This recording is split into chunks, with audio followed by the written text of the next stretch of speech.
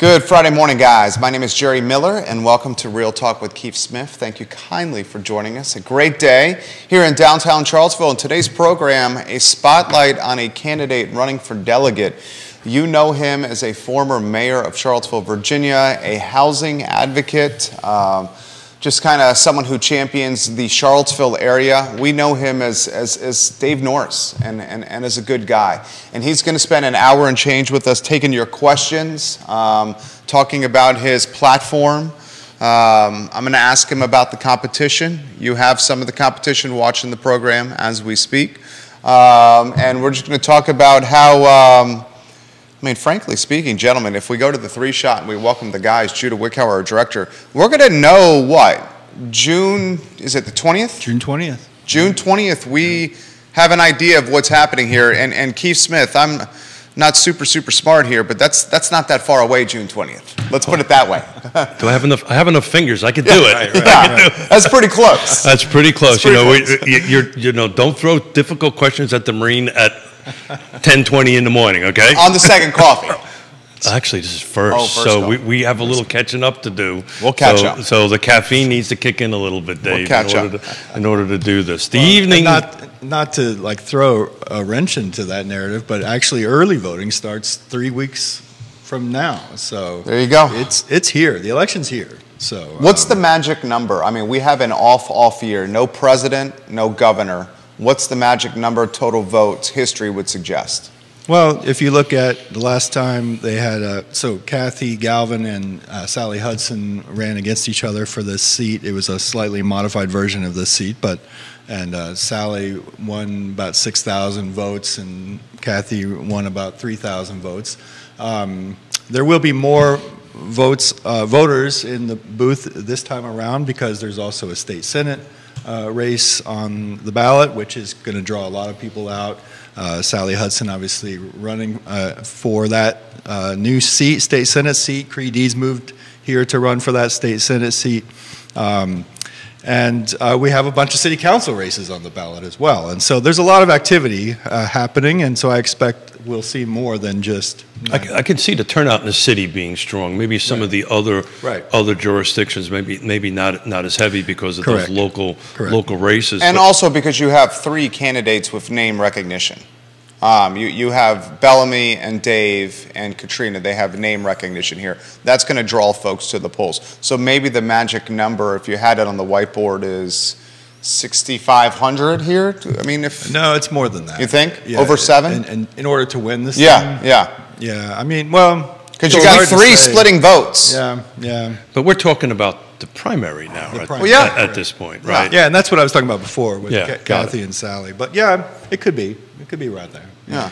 So we changed the district a little bit, right? That might be a good kickoff conversation. Some folks that may be watching or listening may not exactly know how the district got redistricted a little bit. So why don't you kick off just at a high level? That's a great question, great point, because that's often the question I'm asked first. It's like, well, what district is this? What is the district? And so look at me, huh?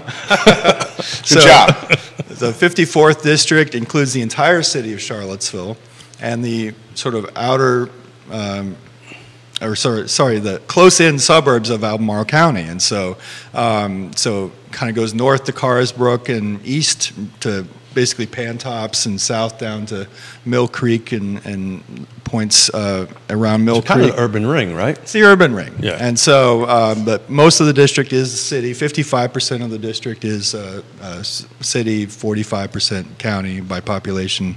And then you have the 55th district, which is most of the rest of Albemarle County and other some parts of other counties, and that's the one right now that Rob Bell represents. That's right. And he has recently announced that he's not going to be running for re-election, and so I don't know if the Republicans are planning to run somebody for that seat. I assume they will. And then Kellen Squire and Amy Laufer are running for the Democratic nominations. So I do want to give a shout out to Rob Bell because he's in my district, and I tell you what, I don't know how he does it. Hell of a politician. But anytime something happens in my life, I get a personal letter from him. I don't know how the man. Well, how about the guy? Not only Rob, but even his son, side of the road with the big poster board, thanking people on the side of the road after the election. Yeah. When he wins races in years past, literally outside my neighborhood, thanking people. Yeah. But now, Rob's great at constituent service. That's if you want to know how to do it, just look at his playbook, because man, it's unbelievable. I mean, all the recent votes related to real estate, I got a letter in the mail. Hey, this is what happened. Now I'm a bit of a geek, so I kind of knew about it already. Right. But for those who don't in my line of work, it's very helpful. Yeah, absolutely. So let's talk a little bit more about you, Dave. So why did you decide to do it, man? Sure. Well, it's an opportunity that I couldn't pass up, and it's an opportunity to bring about some change that's badly needed. And we need the state of Virginia to step up and be a better partner for our localities, for our communities when it comes to some of the big challenges that we're facing here, whether that's affordable housing, which is what we're going to talk about today in some part, or mental health reform. It could be economic opportunity. We need our state legislature to stand resolutely behind the women of our Commonwealth when it comes to reproductive freedom, access to health care. There's so many issues. And if you go to my website, which is votefordave.org, you'll see a long list of issues. Reasons why I'm running. That's why I'm running, is to help create positive change. That's why I ran for city council. And that's why I'm running for state delegate. The tagline on my campaign materials is the proven leader with a bold vision for positive progressive change. And that's not only a bunch of words, it also happens to be true. And so people who know me know of my track record in bringing people together to get good things done. And that's both in the nonprofit world, where I've been involved for almost 3 decades now, but also in the civic sphere as a city councilor, as a mayor. I can point to a long record of accomplishments and very proud of those, but this is an opportunity to kind of build on that work, and particularly on issues like affordable housing, where we still have major challenges and we need more support from the state to help us wrestle with them. Absolutely. I mean, where do we begin there? I mean, do you want to start upzoning? Do you want to start housing affordability? Well, I think Dave wants to unveil his affordable housing, or housing affordability, as I prefer to call it, on the show. So if you want to kick off with that, then I do want to get into the Drewberry, because I've been getting a bunch of emails and texts on that. I mentioned to him we got one before the show. Yeah. And we got upzoning questions. We got questions. Sure. We got a lot right here. So we'll give you a few minutes, and then we're going to take it away from you. And let's go with where do you want to start there? Let me just dive in. I'm just going to dive in because I'm going to start actually a little bit a few years ago. Okay. When I was in 2004, 2005, I was running Fincham, which is a local homeless ministry, and we had people staying at our shelter every night who were homeless, many of whom were working, some of them working full-time jobs, but what they had in common was they couldn't afford the cost of housing here. That was 2004, 2005. So this is not a new issue. And in 2005, 2 different reports came out, one from the Monticello Area Community Action Agency, MACA, one from the Charlottesville Chamber of Commerce, both talking about needs of this region, needs of this community. And they both had the #1 item on both of those reports, coming from 2 very different perspectives, was we need more affordable housing. The Chamber was saying we need it because our employers are having a hard time attracting workers because the cost of housing is so high. MACA, Anti-Poverty Agency, said we need more affordable housing because our clients can't afford the cost of housing here. So when I ran for city council, that was the #1 item on my platform, was affordable housing, and the #1 plank was to create a robust affordable housing fund in the city budget. It took 3 years of pushing and pushing and pushing, because there was a lot of opposition to it within City Hall and within certain segments of the community who were quite enamored with the status quo here, and didn't see it as a problem. That hasn't changed, by the way. I know. That's what I'm getting to. Just so that you know. In case you were wondering. That's exactly what I'm getting to, Keith. Okay, I'll shut up. No. You're helping to lay the foundation. So, but after about 3 years of advocacy and mobilizing, we would pack city council chambers with hundreds of residents, and we finally got it passed, the Charlottesville Affordable Housing Fund, which since its inception has helped to construct, renovate, preserve, sustain over 2,000 units of affordable housing in this community. So it wasn't just lip service. We actually got it passed. It took a lot of work against a lot of opposition, and then it actually has produced results.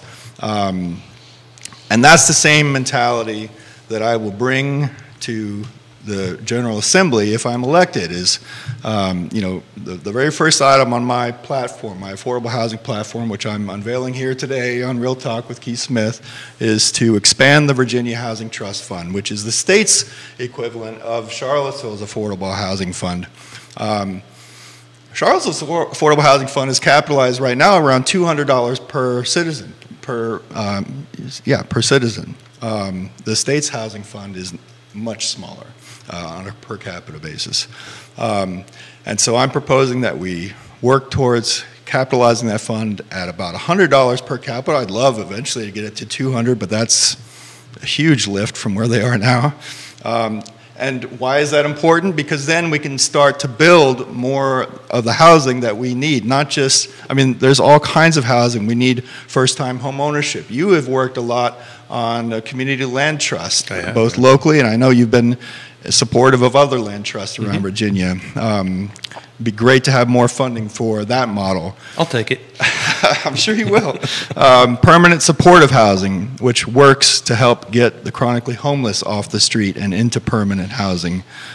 Mixed income, mixed use, multifamily housing, revitalization of public housing, low-income housing, reparative housing, home renovations for the elderly. There's a long list of housing needs that, without having a robust Virginia Housing Trust Fund, we're not able to meet. So that's number one, is funding. That was the secret to getting 2,000 units built, supported, sustained, renovated here in Charlottesville, and that's the secret to starting to get our arms around. You know, there's a gap of over 200,000 units, affordable units, in the state of Virginia as a whole, and we've got to do more to get our arms around that need. So number one, first and foremost, I am going to push to do in the General Assembly what I pushed to do successfully on the City Council, and expand the supply of funding for affordable housing. Without dollars, nothing happens. We can talk and talk and talk, but dollars is ultimately what makes these things But the happen. second part of that, and thank you, I didn't get a chance to read into this, so I'm taking a bit of a stab here. The second part of that is, how do we get these projects approved, right? So you can have the funding for them, but how do they get approved? Now, I can tell you some local... Or in Charlottesville's case, you don't even have the land to do the projects. I mean, right now you don't have the land to do the projects in Charlottesville. You don't have the land, but maybe with the upzoning, which we'll get into a little bit later, that might help. But I'm hearing from local elected officials, in public meetings, this exact set of words, that if we don't start approving projects locally, we're going to possibly get that removed from us at the state level. Is that possible? Does that make any sense? And is that even possible? You know, it's hard to believe, but then some states have done exactly that. Out west they have. In California right now, the localities who have not stepped up to create affordable housing strategies, this state has essentially said to developers, you have choice, builder's choice. You can build what you want. Well, you have to check certain boxes. I know, but it's definitely... It's not an idle threat. Now, I don't see it necessarily happening in Virginia that way, but if you go to number 3, and I'm going to post this, by the way, on my website, Vote for Dave, and my social media today, but number 3, I'll jump ahead a little bit, is we need stronger incentives for localities to eliminate onerous regulatory barriers to housing development. That's getting at what you're talking about. When it takes years to approve a housing project, when the carrying costs, as you know. This is number 3 is eliminate red tape. Yes. That's what that number 3 means, right? We've heard that before, haven't we? I think that's what that means. We've heard turn green tape. That's a lot of words. That's eliminate red tape. Right there. Eliminate red tape. And coffee's kicking in, buddy. It'll kick in a few minutes. I see that. And that's one area that I actually, so I went to, well, you were there, Keith, were you at the Virginia Governor's Housing Conference? I was. That's right. I actually didn't speak. This was the first time I didn't speak, which was really awesome because I got a chance. You didn't speak? I didn't speak. You didn't speak? Yeah, I didn't speak. Okay. I don't think I did. You didn't speak? I don't remember you speaking. Yeah, I don't think I did. No, I'm surprised you didn't speak. Yeah. Yeah, that's what I'm saying right there. Is he busting my chops? I know. Hold on a second. That's the Hold talk. on a second. Give me a minute. That's Give me the a minute. talk show Give me over a minute. there. I was going to make a That's hair the talk comment show. in the beginning that one of the criteria to be on this He's got set is great to have hair. a really good set of hair. He's got great hair. And if elections are determined by that, you're doing good. Oh, he's looking know. sharp. He's got great hair. No, actually, Both of my opponents have excellent hair. Yeah, One of my Each other, favorite aspects of, and you guys can tell that we know Dave. We know Bellamy. We know Dave. Good guy. We just, he's a good guy here. One of my favorite aspects of his website, if you scroll down on the homepage below the fold, is the photo of Dave from yesteryear. I mean, look at tall, skinny Dave right here. No, my daughter is in my backpack. She's like, oh my gosh, I didn't even notice that. So what year was that? well, she would have been that. She really is. Wow. She was born in 2000, so that would have been 2002, maybe. 20 years ago. Yeah. I think I did that math, right? Close. Close enough. I think this is going to be. You know, Dave, don't ask for details, okay? This is going to be the most fun interview Dave has done on his campaign trail. Is this an interview? This is an opportunity for people to get to know Dave here. Yeah, here's the question I have for him. Then I'll throw it to you here, Keith. I know you are a champion for housing affordability or affordable housing, however we want to call it. We talked earlier this week on our 12:30 show that in Pantops there's now 1 bedroom, 1 bathrooms for $1,800 a month, and this is with no walkability. Dairy Market, we love Dairy Market. Yeah, sure. 2,000 plus for a 1 bedroom, one bath, and there's plenty of other spots in town where a 1 bedroom, 1 bath can get $2,200, $2,300 a month. This is having an impact. I get it, the work that you guys do.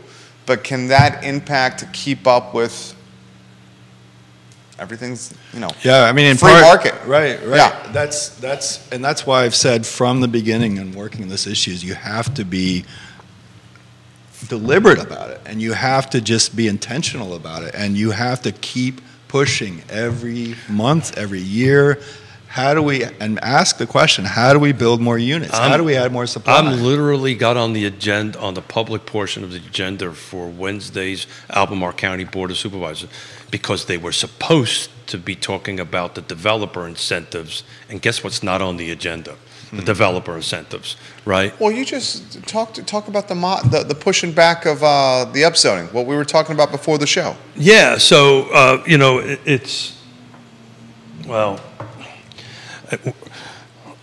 I prefer zoning rewrite. We have a bit of a conflict on that, but zoning tomato. Tomato. Affordable housing affordability. Yeah, exactly. Housing. Well, I happen to think I'm right, but anyway, that's okay. But the pushback is gonna be there because look. What, you're referring to the HOA conversation? No, I'm referring to the fact that this is all getting delayed again. Oh, yeah, got it. Yeah.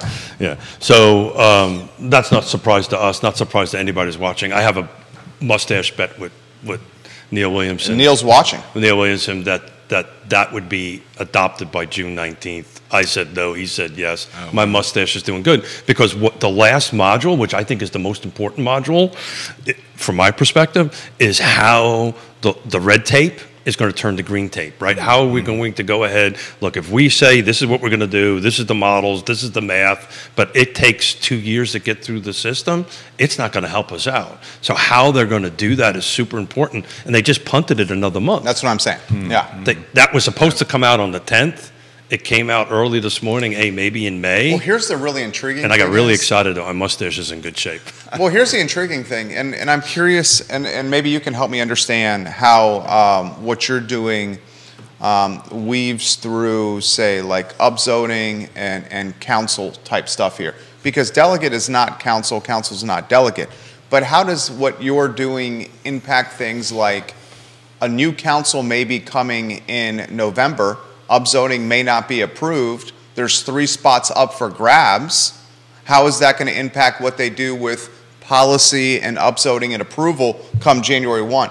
Does your sphere get into this at all, or no, Dave? Well, that's the question I was trying to ask. Yeah, I mean, I would say the short answer is no, only in that, obviously, state government, the General Assembly doesn't get involved in local zoning plans and zoning rewrites, but certainly creating an environment that's supportive of building creative urban infill housing and creating a range of housing types that are affordable to the people that do the hard work of making the city function. Those are all things that state needs to step up on, and it's all stuff that's reflected in this platform. And so, yes and no. I mean, no, the state's not going to tell Charlottesville, how to implement its zoning. But it's interesting. So, as you know, Charlottesville and Albemarle have a very specific carve-out in the affordable housing unit ordinance that actually the city and the county can pretty much do what it wants as long as it's wrapping in the housing affordability flag, exclusive of the state. Is that not correct? Yeah, there are different sort of carve-outs. Sure. The county's carve-out is one that in a certain sort of neighborhood model of development, that a certain number of units can be set aside for 80% of AMI, area median income and below. But there's honestly, Keith, and you know this better than I, there's so many loopholes in these things. Sure. That the practical result, and I've heard several county supervisors speak to this, the practical result has fallen far short of the original vision and purpose of that provision. And what often happens is that a developer will put on the market a unit that's priced at 79.9% of AMI, and they only have to put it on the market for a certain number of days. And if it doesn't sell, well, that's apparently coming back on Wednesday. We're going to find out about that because the conversations I'm having is they're kind of doing this back to what didn't work, which was put it out there for 90 days and all this kind of great stuff. I'll find out more on Wednesday and report in. Arlington County adopted its missing middle. Right. That is huge for the Eastern Seaboard. That was huge. That's why it made it onto this list here, because Talk about that, and how do you feel about that? No, I think it was great, and because again, for people who may not know what missing middle housing is, basically we're talking about, obviously we have to address the housing needs for people at the very low end of the economic spectrum, 0 to 30% of AMI. The market does a great job of meeting the needs at the people at the high end of the economic spectrum, but what about the people in the middle, the working class professionals, who are right now just being insanely priced out of this market? So what Arlington and many localities are looking to do is create incentives and measures and provisions for more development of basically moderate income housing and different housing types. It's not necessarily always going to be a single family home on a half-acre lot with a white picket fence around it, but let's create provisions and incentives that allow higher density, moderate density, higher than what's there now, but moderate density housing in a neighborhood that might be very low density now to accommodate these new houses, so that people, again, teachers, police officers, firefighters, can afford to live. I'll never forget the city council meeting we had, where we had some NIMBYs, not in my backyard folks that came to speak out against a particular infill housing project that was targeted at, it was 0 to, I forget which one, it was either 60% or 70% anyhow of area median income. And I said to the planner, can you help us understand what that number means, what that translates to in terms of who is actually going to be living in this project? And it turns out that planner, the city planner who was reporting out to council, themselves would qualify. So the folks in the neighborhood saying, we don't want this because it's going to bring in undesirables, it's going to lower our property values, it's going to drag down the neighborhood. And the literal city planner who's presenting it to council would be one person who... So I can tell you right now, if you did that person could not afford it because AMI has gone up so high. Yeah. So anyhow, it's so missing middle is a key part of the strategy, and but we've got to address it all ends. I love the old Neil Williamson quote, I always butcher it, but Neil, weigh in. housing for all incomes everywhere, something like that. That's pretty darn close. He's watching right now, and he's sharing some content. He's slinging some content. He says, does Dave have a plan, you're talking about it, to make building homes easier in Virginia? And it's more housing for everyone everywhere.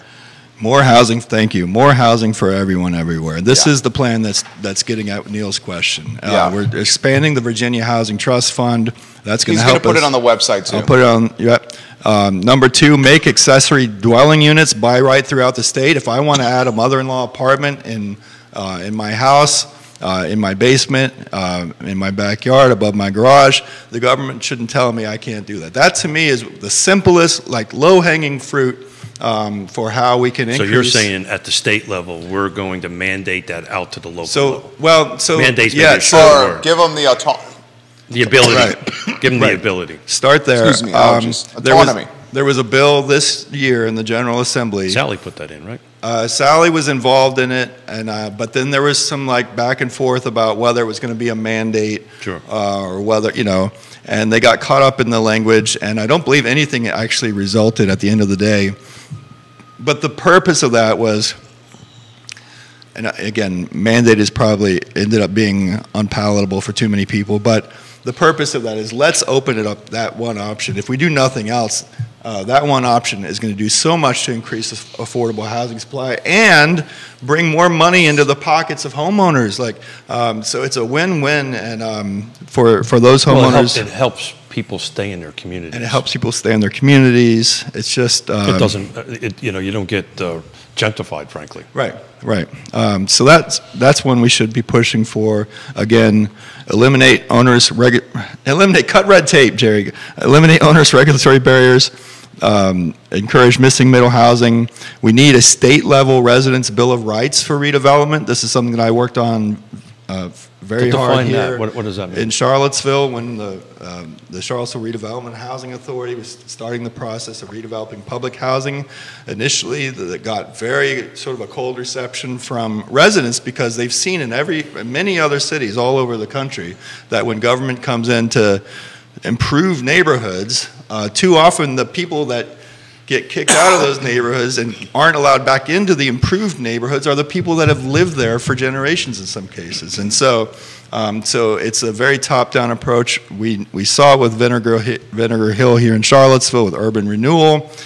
So there's a lot of distrust. And so I sat down with Alex Galata, who is chair of, executive director of Legal Aid, Holly Edwards, Joy Johnson, a number of other people, resident leaders, others, advocates, housing authority officials, brought them together, and over a period of months, we crafted on my laptop a residents' bill of rights. It was the first one in the country that guaranteed resident involvement, guaranteed one-for-one replacement of all units, guaranteed that residents would have priority access to the jobs that were created in the construction process, guaranteed that the new units, the new apartments would have access to transportation and all the social services that residents needed.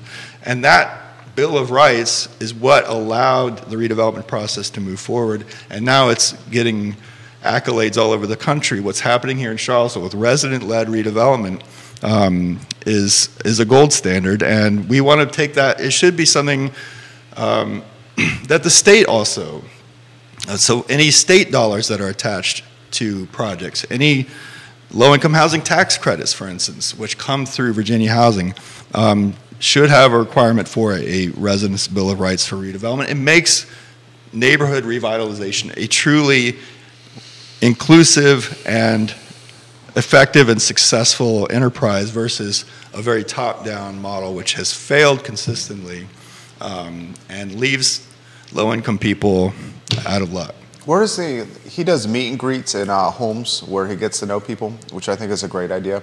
Where does the housing point fall in importance? Like in comparison with, like, say, gun violence, reproductive rights. I mean, there's been a lot over the course of, say, the last year, 18 months, that's kind of penetrated the attention of housing affordability on the campaign trail. Absolutely. Sorry, I'm getting over a bug. So same allergies. Yeah. So what I hear a lot from voters is, the cost of housing, as you said. Gun violence is certainly a concern. There's no doubt about it. But people are wanting actual solutions. They're not wanting lip service. They're not wanting thoughts and prayers. They're wanting actual solutions. And so, in too many cases, gun violence is a symptom of it's a sick society that has easy access to high power weaponry. And so how do you address sort of the underlying causes and issues? We have serious mental health challenges. We have teen mental illness is through the roof. We've got major challenges with young people growing up. Some of the young people at the forum you and I were at over there in Bellamy, over on 10th Street. Yep. Some of the young people in the room there were saying, and I don't want to put words in their mouth, but like, look, we don't have positive adult role models and mentors. We don't have positive activities for young people. People don't see a future for themselves here. Sort of, what do you expect? Like, we need more investment in our young people. We need better options, better role models, mental health supports, all those things. So I unveiled a mental health platform similar to this, talking about ways that we can invest in our mental health resources in our communities, not specifically relating to gun violence, but I do think it's going to have a positive impact on that. So gun violence, obviously, people are very concerned about schools. There's been some crazy stuff in the schools that that we've all been hearing about. Teachers are wanting better pay. We're losing teachers in Virginia. Teachers locally are frustrated. We have good teachers who are leaving the system. I've seen you wearing red in support of the teachers at school board meetings. I mean, talk to us about why you're passionate about that. I have 3 children that came up through the Charlottesville Public Schools, and I'm a big advocate for good quality public schools. I'm a big advocate for teachers. We have to support our teachers. We have to trust and listen to our teachers. I spoke at a Virginia Board of Education event recently, where they are instituting new history and social science standards, that they basically hired some out-of-state consultants to come in and tell us how we should be teaching history and social sciences in Virginia, instead of sitting down with our local content experts who are Virginia teachers, but they disregarded Virginia teachers, and so the Virginia teachers were, of course, understandably upset and spoke out at this public hearing in large numbers, and I was there to support them. And so collective bargaining obviously is an issue that's come up in this campaign, where the city of Charlottesville has really, to their credit, been a real pioneer in that, and Albemarle County has kind of been dragging their feet. But where do you stand with collective bargaining? Oh, I'm a strong supporter. I think it's when you improve teacher wages, teacher working conditions, teacher morale, it absolutely improves the learning experience for those children, the educational experience. And honestly, it's a huge step in retaining good teachers. If we want to have good schools, we have to attract and retain the best and brightest teachers. Well, and I think also a point to also make there is Charlottesville City is doing this. So the market pressure, when the school system literally adjacent to Albemarle's is doing it, if Albemarle doesn't do it, it's going to further lose ground. Right. Well, and there's an interesting equivalent to that, where the picture you talked about on my website, the living wage movement. VoteForDave.org. VoteForDave.org was from the living wage protest. I cut my teeth in Charlottesville politics advocating for a living wage. This is when people were wearing the $8 buttons because we were trying to get UVA to pay their employees $8 an hour. At the time, that was considered a living wage. Obviously, it's not anymore. But when all the moral pressure in the world wasn't working. UVA was not budging. Back to that $8 and get it back a little bit to housing. You made a presentation with Matthew, which rocked my world. That even at $20 an hour right now, you can't afford. Well, what's a living wage? UVA says the living wage is what, 15? They finally brought it up to $15 an hour. Yeah, they say 15. Props to Michael Payne. He was involved with that as well.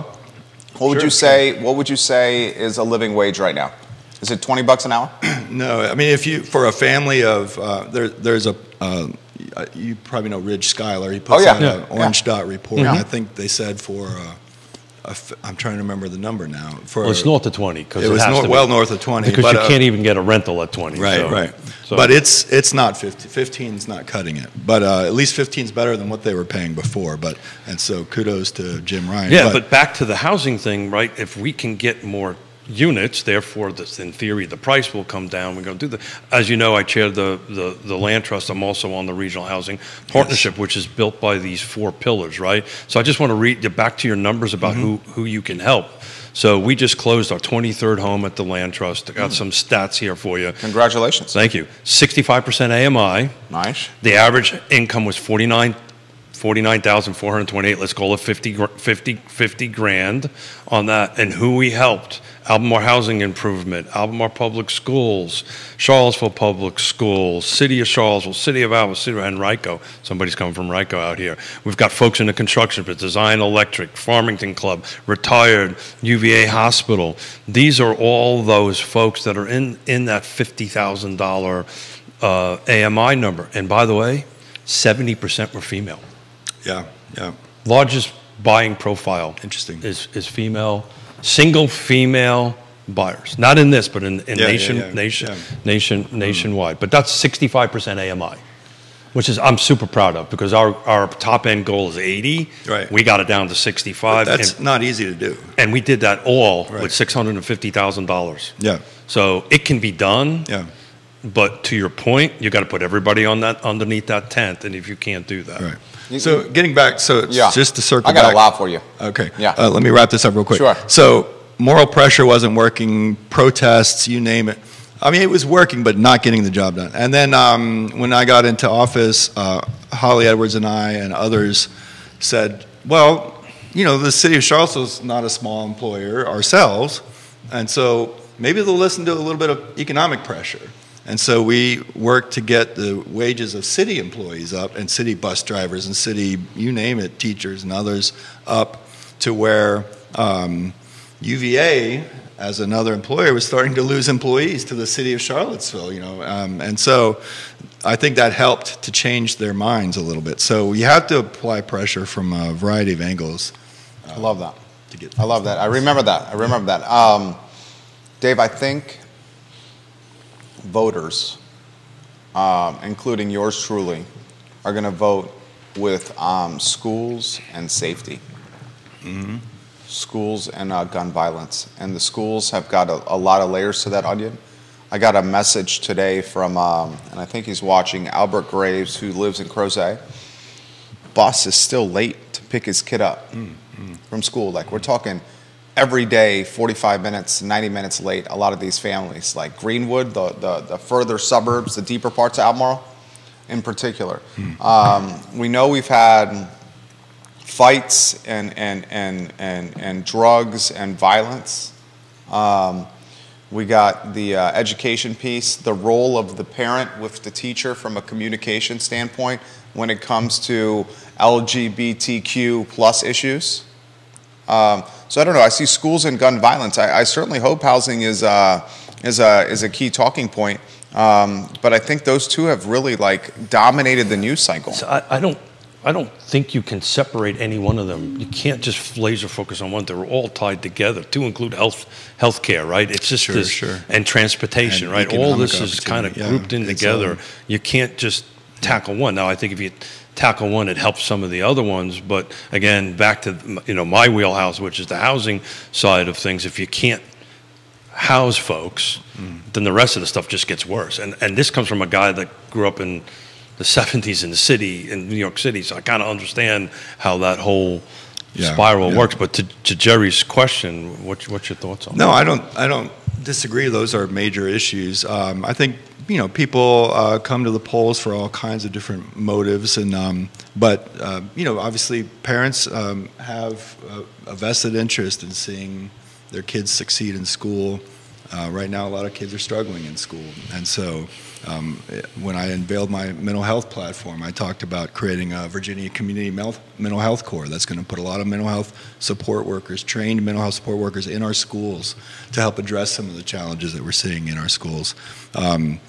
When I was on city council, I took the lead role in getting Charlottesville schools to adopt a 3-year-old preschool program, which is now serving hundreds of kids. And so helped to get a fatherhood initiative off the ground in the community to help encourage dads to step up, and that's been doing great work for years. It really have to look at it from a variety of angles, but yeah, we need this, and we need well-funded schools. We need alternatives for kids who are falling through the cracks right now, or dropping out. And so I'm a big advocate for public charter schools. We have a few of them here in our area, and I think for the parents that are fortunate enough to have their kids enroll in them, they really appreciate that. So we want well-funded public schools, well-funded alternative, public charter schools that help meet, help kids realize their highest potential, even if they're not succeeding in the mainstream public schools. So we've got to attack this from all angles. But again, I hate to sound like a broken record here, but it all comes down to attracting and retaining the brightest and best teachers in those classrooms. And right now, teachers are leaving our classrooms in Virginia. So I'm quickly reading this. What about skilled trades, right? Skilled trades. Talk about your platform on that. Yeah, so a lot of this platform has to do with the supply of housing, but we also have to look at the demand, and on the demand side. And so how do we help the residents be able to increase their incomes to be able to afford the housing that we do have? So we need, again, living wage jobs, skilled trades jobs. Some of these skilled trades that you're always hiring for, HVAC, carpentry, plumbing, those are very well-paying jobs. And a lot of the workforce in those jobs is aging. And so we have an opportunity, and I think a responsibility to steer more people, encourage more people. Not everybody's on a college track, nor should they be on a My little brother's a high profile, high skill level. I think he's going to say something about a doctor here coming up next here. Is that what he's going to say? Is that next? No, I actually asked him to borrow money. I did, actually. I'm only kidding. They call Matthew the doctor in the family. No, his name is Michael. Michael. So skilled. Yeah, I mean, he shows up with his little bag. He does high-end trim carpentry kind of stuff. He's in demand all the way across, for forever. No, I did one of my famous, I was in Richmond. I left my wallet home, and I needed to get out of a parking garage, and I had to call my little brother and say, man, could you come hook me up and get me out of a parking garage? What'd you make of the K-Tech? Can I call it a saga? I think I can call it a saga. Charlottesville Albemarle Technical Education Center, now owned by Charlottesville. Yeah. Albemarle County previously tried to purchase K-Tech from the city. Once Albemarle County made an offer, it engaged either side to have to buy the other one out. Charlottesville ended up buying Albemarle out, despite 70% of the student body living in Albemarle County. What'd you make of that, K-Tech? Saga's fair. Yeah, I was really surprised at the outcome of that. I would love to have been a fly on the wall in those discussions, because it doesn't seem like it ended up the way that people thought it was. The math don't add up. Yeah, I mean, so I don't know that we've gotten the full story yet, or maybe we'll never get the full story of how it ended up in city's hands. But I will say I was shocked, and of course, as a city taxpayer, it's probably a net plus for the city. How so? Well, the city right now honestly needs more capacity. And so it gives us another outlet, as we're looking to reconfigure our schools. If that gives us an option, whether I'm not on the city. So you're thinking peeling it away from the trade and putting actual. I mean, I'm just saying I hope they don't. Oh, okay. But I'm just saying when you have assets, it gives you a chance to move things around if you need to. But my best guess is it'll continue to operate as it is now. It won't end up having an impact on. The actual educational experience. But if there's an opportunity at some point in the future to build a bigger K-Tech, a more modern K-Tech, It's been in that building for quite some time. It needs probably some upgrades, and maybe it doesn't necessarily need to be in that spot. Maybe that spot becomes something else, and then the city can build. Well, they were struggling getting teachers, right? Oh yeah, they were struggling to get teachers to. So here, look, there's your conundrum right there. Everybody wants to be a social media influencer when they grow up. No one wants to get into the skilled trades. They don't have enough teachers to teach the kids to learn the skilled trades. I mean, it's a cluster from every single side here. I mean, and as a result, when you call an electrician, he says, I'll see you in 6.5 weeks and you owe me $872. Right. Oh, by the way, pay me before I show up. Yeah, if you want your spot secured. I literally got a situation. We've got a septic field that needs to get replaced for a job. The guy will not show up until 50% is paid up. Right. And, and I get it, and they're in high demand. And I want you to have skin in the game. Let me ask you this. Education's a perfect segue into one of your competitors, Katrina Colson. She sat in Keith Smith's seat about a month ago, chairwoman, Albemarle County School Board, an attorney at Charlottesville City. She is running for delegate. Again, we will know June 20th, the primary. This race will be determined probably in the evening hours of the 20th of June. Who's going to win here? Colson, where do you want to start? I don't know Katrina Colson. I've heard good things about her, and I'm not going to sit here and badmouth either of my competitors. I'm focused on running my race and talking about my issues, whether it's mental health or affordable housing or economic opportunity or reproductive freedom, LGBT, all those. So I don't really. Again, not having worked with her, not having interacted with her, I can't speak from any direct experience. I think a lot of people were concerned about the boards, again, dragging their feet on the collective bargaining. They're finally now stepping up, and it seems like there's a good process or a process in place. We'll see if it's good, but so I'm hopeful that that's coming around. But I just don't know enough about her to, sit here and dissect. I'm focused on my campaign and the reasons that I'm running, and I wish both Katrina and Bellamy all the best, honestly. The race is a different race than it was a couple weeks ago, because a couple weeks ago we had former Mayor Dave Brown in the race, and we had Deshaun Cooper in the race. Now Deshaun Cooper has refiled paperwork, and he's running for Charlottesville City Council. And Dave Brown made an announcement, this is more work than I anticipated, and he kindly, took the rear exit and got out of the race. So you got 3 candidates for one slot. With the June 20th primary. I have to ask you about Bellamy. He's watching the program now. Bellamy Brown's also come on the network to talk about his campaign. Separation points here. And I know you've highlighted what's on the sheet of paper on your platform, but what are separation points between you and the other candidates? Well, again, for me, I've been invested in this community for almost 30 years, and so I have a track record of accomplishment. I can point to numerous things in this community where I have helped to bring people together to get X, Y, or Z done, whether that's building housing for the chronically homeless, whether that's starting Fincham, whether that's helping to get the Local Energy Alliance program, LEAP, off the ground. I was on the founding board of that. Worked very closely with our state legislative delegation to get enabling legislation to help make that happen. I've been involved with all kinds of initiatives over the years, and I'm very proud of my record of service, whether it's on education issues, whether it's on choice issues, reproductive freedom. I've been an advocate for the LGBTQ community for many, many years. Long before marriage equality was legal, I supported it and advocated and championed it.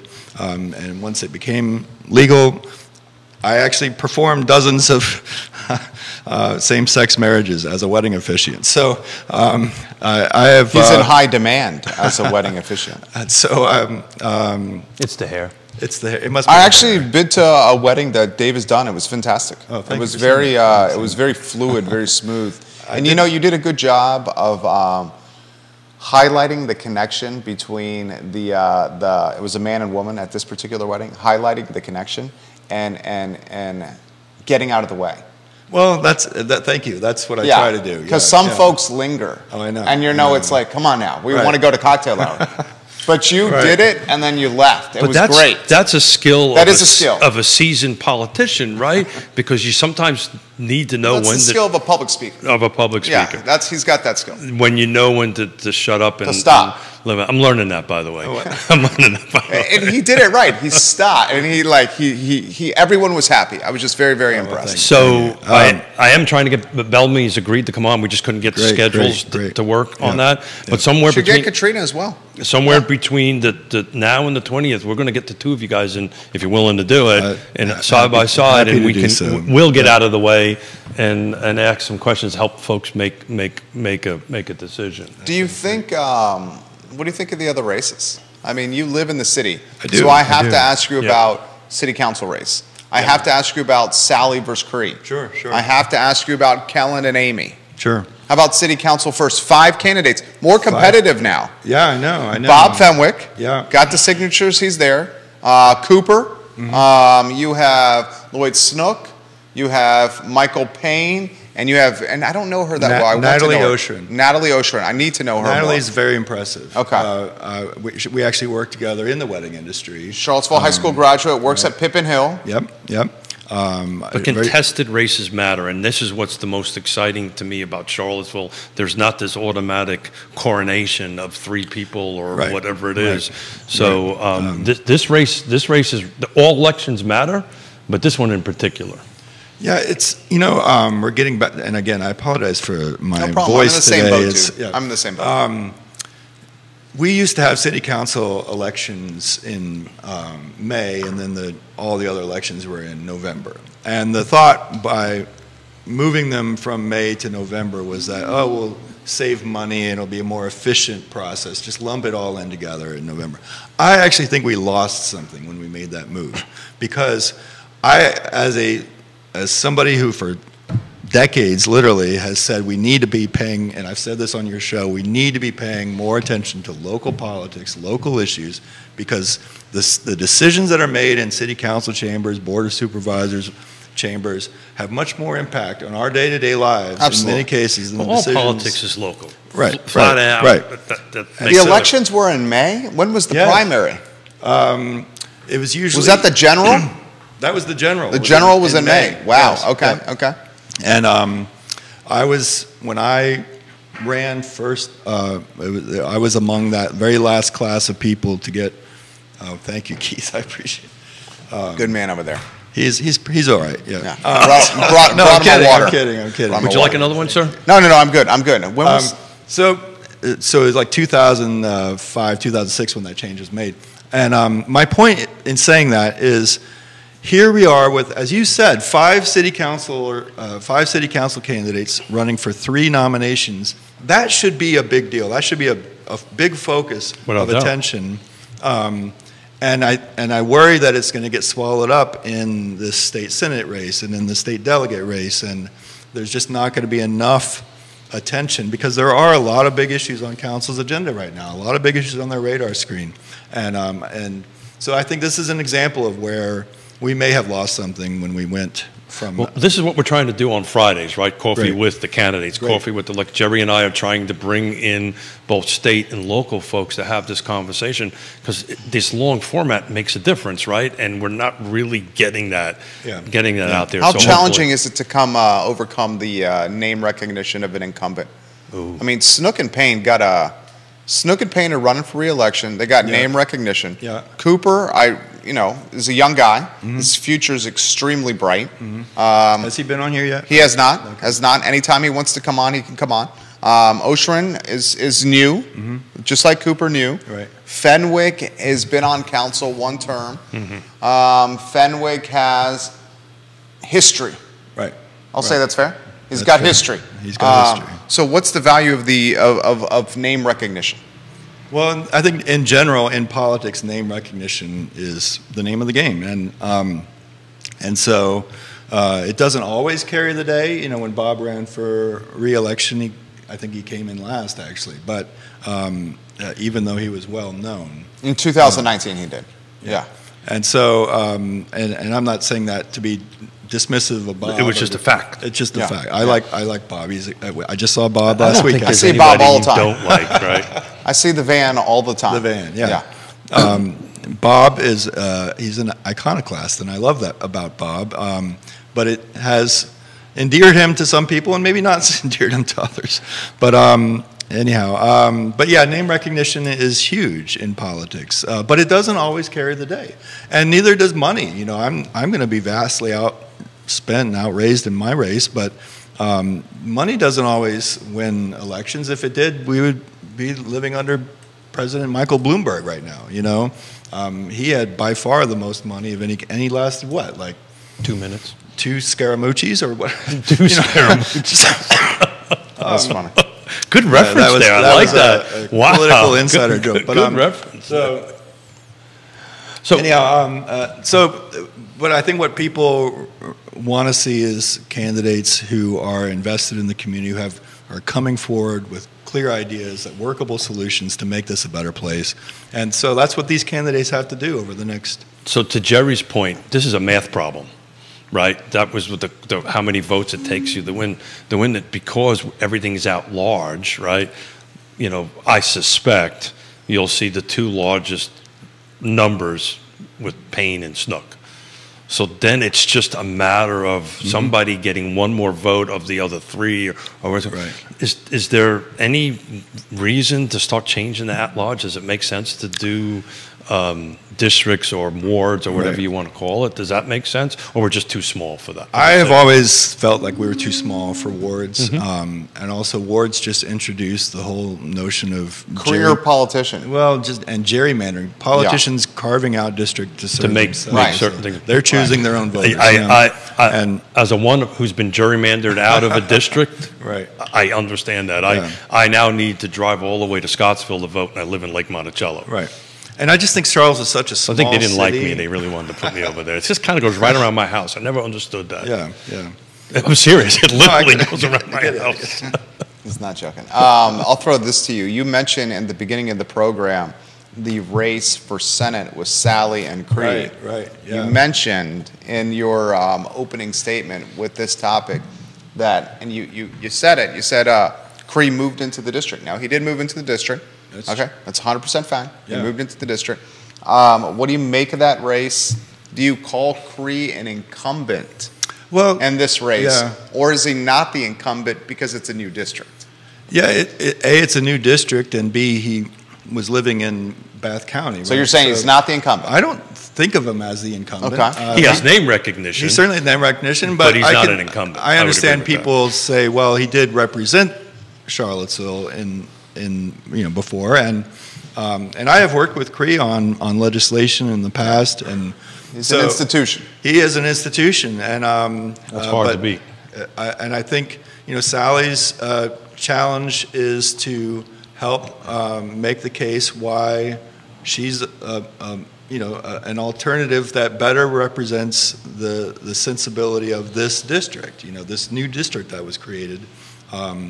And that's the big question, is who better represents the sensibility of this district, not who has been in office in that seat or in the Senate seat, but this is a new district, and who better represents that new district. And she is making her best case right now, and she's getting out there. And but Cree is very well liked, very well respected, and they're both raising gobs and gobs. So much money. So, what do you think of the power players and the amounts of money that are being contributed to these campaigns here? Yeah, feel okay with that? I'm an advocate. I've been an advocate for years for campaign finance reform. Virginia has very weak campaign finance reform, campaign finance laws. You can essentially give unlimited amounts of money, which there's no way that cannot have a toxic impact on politics and on legislating. And so I was the first candidate in this race to sign on to the American Promise Pledge, which basically commits us to advocating for undoing the Citizens United decision at the Supreme Court, which basically allows donors open carte blanche to influence policymakers, legislators, politicians. It's really tilted things much more in the direction of the wealthy and the powerful. And I think in this country, you know, the working class gets shafted left and right, and we need candidates who are going to stand up for the little guy and the little gal. And I have chosen not to spend hours a day begging rich people for money for my campaign. It's just not what I'm wired. That's not how I'm wired. I realize it gives me fewer resources to work with, but I'm okay with that. I can sleep well at night. My whole reason for running is to make life better for the working man, the working woman of Virginia, and for all the people that are struggling, the people that don't have access to the resources that a privileged few have access to, and God bless them. But I'll put that in perspective here, and this is me talking here, Jerry. Sonia Smith, for example, in the last year, $646,000 in contributions to Virginia campaigns. This according to vpap.org, including nearly $50,000 for Sally Hudson's campaign. That's a lot of money. It is a lot of money. In 1 year. That buys a lot of signs. And if you, VPAP is a fantastic website if you really want to get into the numbers. You can search by name and really dig deep here. I really respected what you said there. I don't think these races should be, I mean, what's it called? Is it a kingmaker? Sure. No, I don't. The kingmaker is a scary proposition, Keith Smith. Well, it used to be like in the old days, like in Chicago, right? You know, that kind of thing. But you did say earlier, which I agree with. You know, you can win this without a gobs of money, right? Oh, I intend to. That's I know you. I know you well enough to know you're putting 110% in, 110%. What's the strategy look like? The tactical strategy.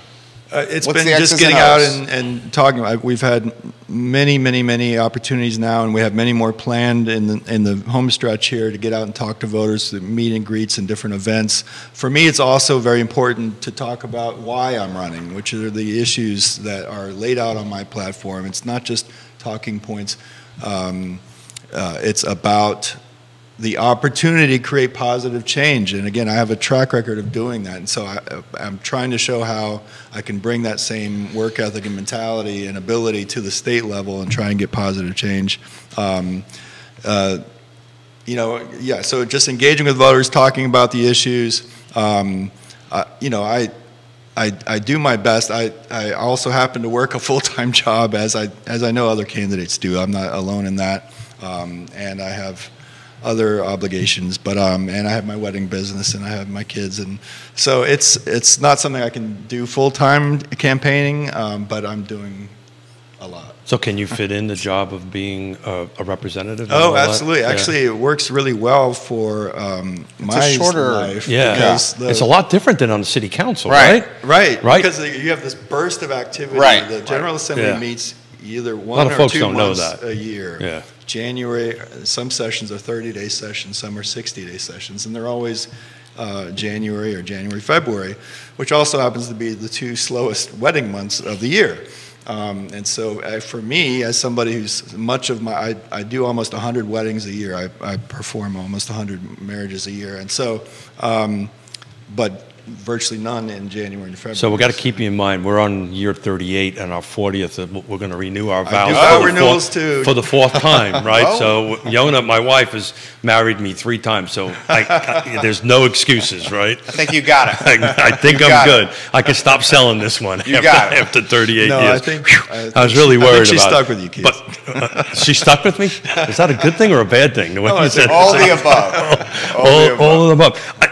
I've got some texts. Do we want to go back and talk about the Drewberry? Oh yeah. Do we want to do we want to I wonder if it's the same person reaching out to you that's reaching out to you. Well, she reached out to me too, so I'm just going to jump in if I can. Please. So one of your listeners and somebody I know in the community. This was a male on my end, but go ahead. Oh, female on my end. Oh, okay. Okay. And I have said my opinion on the Dewberry, which used to be the landmark. I was at the groundbreaking for it when I was mayor of Charlottesville, and that was 2009, I believe. So it's been a lingering, a festering sore, on the downtown mall for many years now. And my attitude in terms of Mr. Dewberry himself has been, he listens to dollars. you can't listen to dollar signs, but he pays attention to dollar signs. And I have felt for quite some time now that it seems to me the only truly viable solution is for the city and its partners to assemble a team of investors who will buy him out and get that project done. And I'm not saying is that even feasible? Why would he do again, that? he pays attention to dollar signs. If you make it worth his while, I'm not saying pay him 10 times what it's worth, but I'm just saying that might be what it takes. I don't think so. He's a smart businessman. He's paying a lot of taxes. I think it's like $75,000 a year in taxes, and he's milking it, right? So he's what do we do with it? They call him the emperor of empty lots. This is what he does. I've changed that moniker to the extorting emperor. There you go. Of empty lots. That has wearing no clothes. Right. Well, it has to have ease for the alliteration. Extorting emperor of empty lots. Got it. Right. And when I say he's a smart businessman, what I mean is he knows how to work the system. That's his business. Yeah, see, so, okay, Neil says property owners have rights as well, Mr. Norris. And I'm going to play devil's advocate for the sake of a talk show. Right. You ready? Yeah. Devil's advocate for the sake of a talk show. Early in the show, we were talking about ADUs and how if you were elected, you would empower the homeowner to do what he or she can do with their property, specifically ADUs. Mr. Dewberry is paying his taxes. Right. So is that's this not why I the say same circumstance of property the city rights? options are limited in terms of what they can require him to do. So that's my whole point. So how can we fix that? My whole point is let's dangle a carrot in front of his face and say, we have assembled a team of buyers. The city knows a lot of people in this locality and beyond who could come together and say, we're going to put a package together that's going to make it worth your while. So we do that. What do we do with it then? Let's say we put it together. We probably offer tear it down, unfortunately. That's exactly that's the what first I'm getting question that people have You to have get to tear it down. You have to. It's at the point that needs yeah, to I'm not a structural engineer. Then you get the dirt. But it's still it's a very exciting opportunity to do something very creative on the downtown mall. I mean, how many development sites are there on the downtown mall? And so. I can tell you from a structural perspective, I know this much about it. That's been in the weather far too long without a skin on it, and that is a tension steel concrete, and it is rusting internally out. Also, other than a hotel, because of the floor over floor is so low on it, it can't be converted into condos or anything like that. No. But other than, I have an idea on this, but other than... What, tiny apartments? Actually, this is the first time our chemistry is not working in quite a while. That is not exactly what I was thinking. What other tools does the city have or can create to help fix this, other than purchasing? I mean, the city tried. Okay, the city. I am no Dewberry. Now we're back on the chemistry. I'm no Dewberry fan. He's the extorting emperor of empty lots. I'm no Dewberry fan. I will say that he is paying his taxes. Lloyd Snook on the show has said we cannot eminent domain him, and he has property rights. That's what he said on the show. I think the city really has its hands tied. Its hands tied.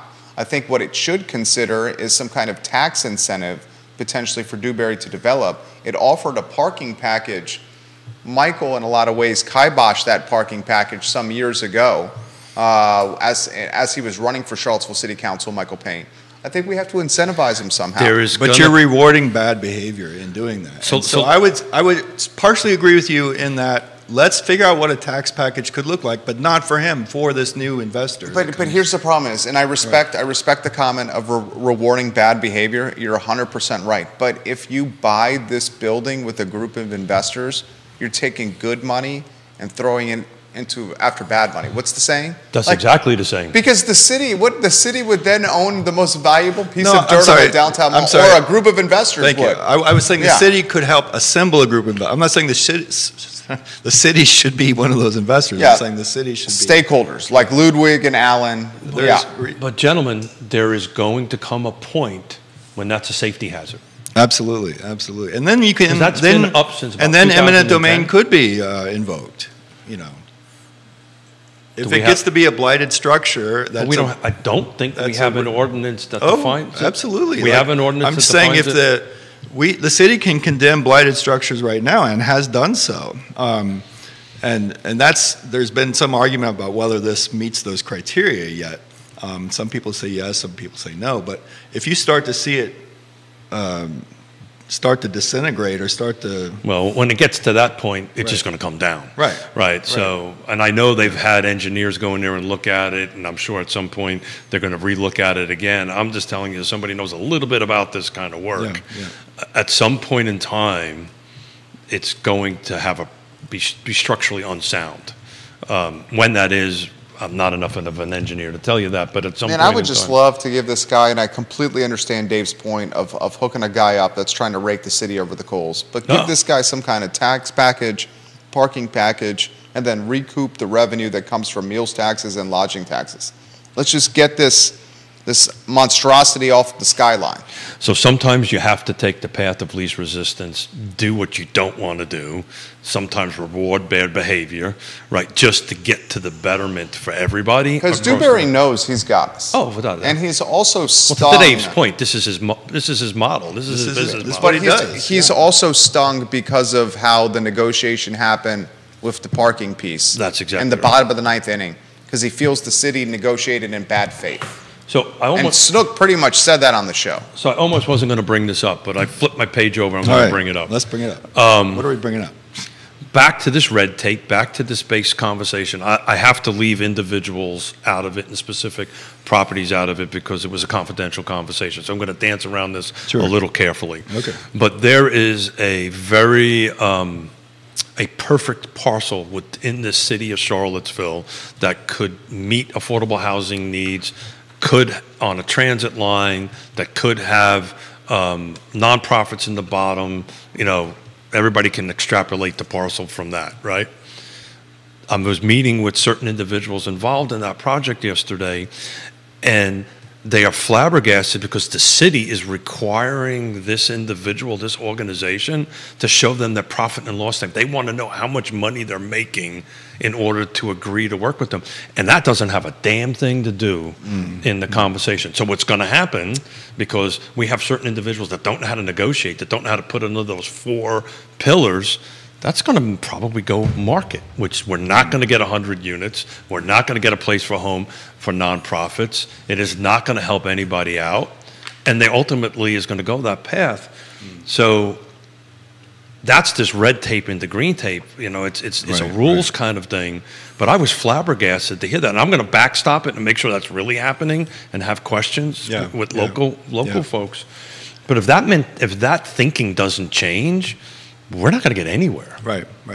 And that's where you need champions. You need champions on city council. You need champions on the Albemarle County Board of Supervisors. You need champions in the General Assembly. You need champions to make this stuff happen. Like, I can't tell you how many times on city council I had small business owners, everyday residents, homeowners, others come to me and say, I'm having an issue with this city department, that city department. I'm getting the runaround here, the red tape here, and I tried to do my best. The mayor doesn't run the city, obviously, but I tried to do my best to intervene, to advocate. Well, you have some weight. I mean, you have weight. You have weight. And there were certain city department heads, and I don't want to call anybody out because I don't want to get them in trouble, but there were certain city department heads. There was one in particular who ran a major city department, and I knew if I called that person up and I explained the situation, I'm like, this is crazy, like this, can you help? That they would work through that bureaucratic logjam. So to tie this back to your race, your house race, so out in the western states, if this particular project checked all the boxes, the local jurisdiction would have nothing to say about it because it would automatically get approved. I think that's a long stretch for us to have this. I don't see that happening. But in our state, but the ADUs is a small step forward. Yeah. I love it, guys. Coffee with the Candidates on a Friday is literally one of my favorite shows. And it took almost a whole coffee for me to get going. You guys are fantastic. So, Dave, you want to send folks to the website, right? Votefordave.org. Votefordave.org. Early voting starts May 5th. You can vote at the county office building or city hall.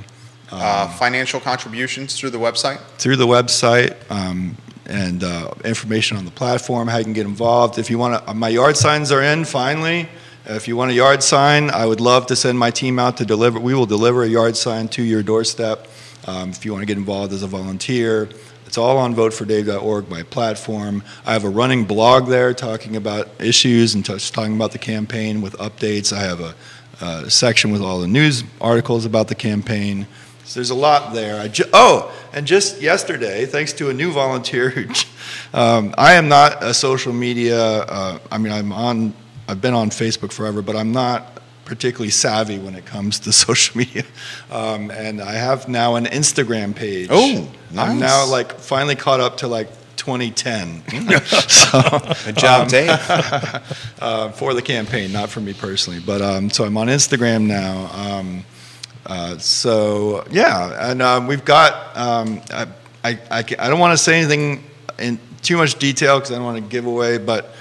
Mark your calendars, June 10th. I've got a big event you're not going to want to miss. I'm really excited about it. June 10th, you will be hearing more about that soon. I'll put it on my calendar. Yes. Dave, thank you so much. Yeah, man. For me to sit here and shut up takes a little bit, so thank you.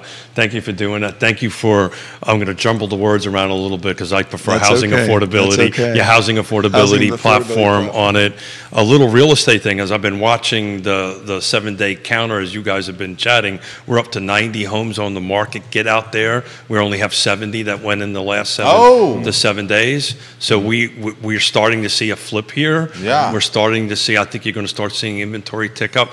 I will say this same week last year was 120, so we're not as much as we were last year, but we're starting to uptick a little bit. Moving in the right direction. Get out there and start looking. If you're in the market, look at some houses. And yes, to Jerry's point, I do actually sell. He's a realtor. I'm a realtor. He's a realtor. And again, I'm not just blowing smoke, but you've been a real champion. You've been one of those champions for housing affordability. I won't say affordable housing affordability. You say whatever you want. I work every day with Shekinah Mitchell, who's now running the land trust, and she was a great hire, by the way.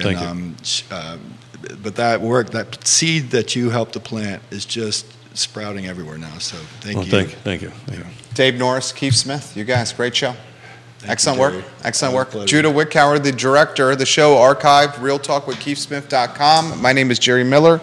Thank you kindly for joining us. Take care. Thanks, Dave. Oh, man. Thank you. Easy peasy. Thank you for the opportunity. Sorry about is it allergies or a cold? No.